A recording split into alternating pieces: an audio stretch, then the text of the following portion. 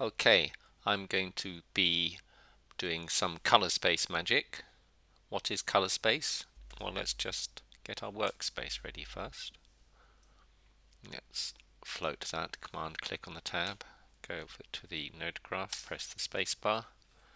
Now we've got some room.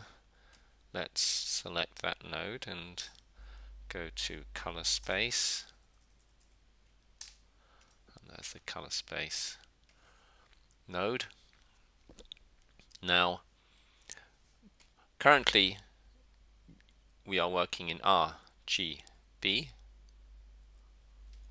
We can convert from RGB, now Nuke calls that linear, into HSV.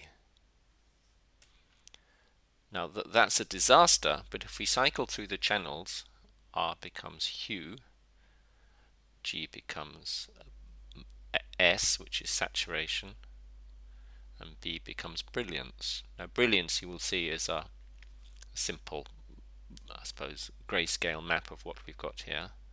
We're just going to be working on this fella here, the saturation.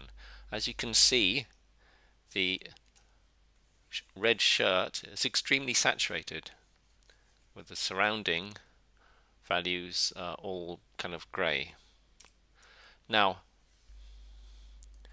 Nuke does not, in converting it into another color space, Nuke does not produce a composite that looks any good, but what it does do is produce those channels, and we can act upon those channels. But just to prove that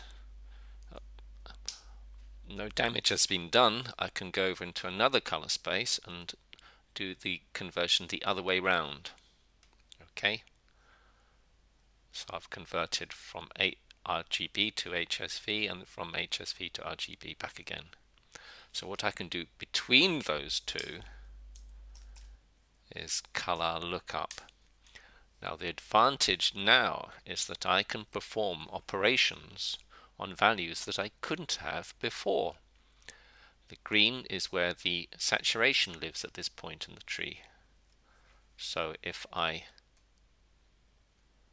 saturate the parts that are already saturated and pull that down there, desaturate the other parts, and there we go. Now that's not a normal kind of color adjustment.